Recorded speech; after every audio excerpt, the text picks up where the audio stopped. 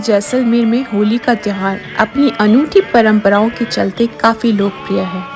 स्वर्ण नगरी में होली की धूम फागुन शुक्ल एकम से चैत्र कृष्ण एकम तक चलती है।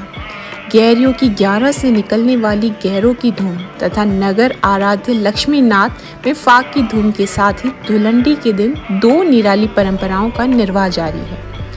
एक तरफ भगवान शंकर और पार्वती का स्वांग तो दूसरी तरफ दुर्ग के व्यासपाड़ा में सजता है बादशाह का दरबार। होली पर बादशाह का दरबार सजाने की एक दिलचस्प परंपरा है। सोनार दुर्ग में व्यासपाड़ा में व्यास जाति के पुष्करना ब्राह्मण की होली पर बादशाह बनते हैं। इतिहासकार नंद किशोर शर्मा बताते हैं कि संबंध में प्रचलित कथा के अनुसार महारावल लक्ष्मण के काल में पंजाब के एक ब्राह्मण राम रक्ष ने दिल्ली से भागकर जैसलमेर राज्य में शरण मांगी। किंवदंती के अनुसार व्यास जाति का वह ब्राह्मण पेशे से वैद्य था। उसने दिल्ली के तत्कालीन बादशाह के साध्य रोग का इलाज किया था। इससे प्रसन्न होकर बादशाह अपनी पुत्री की शादी उससे करना चाहते थे। इस शर्त पर राम रक्ष जी राजी न था और वह वहां से भाग निकला। जैसलमेर के महारावल ने उसे सम्मान देकर यहाँ के कुल पुरोहित की पुत्री से शादी भी करवा दी। जब यह संदेश बादशाह तक पहुंचा तो राम रक्ष को पकड़ने के लिए जैसलमेर में सैनिक भेजे। संयोग से उस दिन धुलंडी थी। महारावल को विवाद टालने का बहाना मिल गया। उसे होली के स्वांग के रूप में बादशाह बनाकर बिठा दिया गया, जिससे संतुष्ट होकर सैनिक वहां से चले गए। राम रक्ष का एक पुत्र भी था, उसे शहजादा बना दिया गया। उसी दिन से होली के अगले दिन बादशाह का दरबार सजाने की परंपरा चल पड़ी।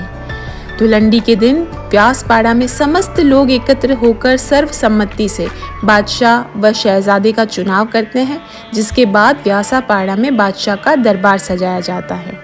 दरबार सजने के बाद बादशाह और शहजादे को पालकी पर बिठाकर व्यासपाड़ा में जैन मंदिर कुंडपाड़ा होते हुए सवारी निकाली जाती है। रास्ते में लोगों द्वारा बादशाह का स्वागत किया जाता है। इस दौरान बादशाह पर कोई भी गुलाल नहीं छिड़कता है। साथ ही बादशाही बरकरार व शहजादा सलामत का जय घोष किया जाता है।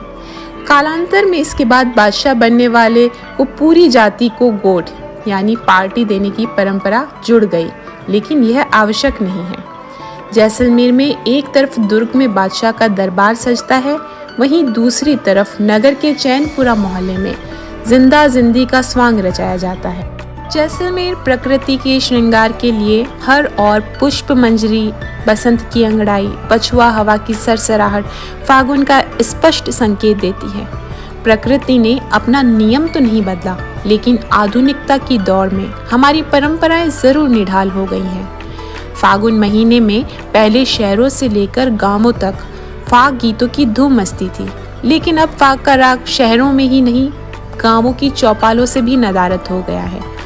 महाशिवरात्रि पर्व के गुजरने के बाद ही इस मौसम में चंग, ढोल, मंजीरे और करताल की ध्वनि के बीच फगुआ के गाने शुरू हो जाते थे, लेकिन अब ये नदारत है।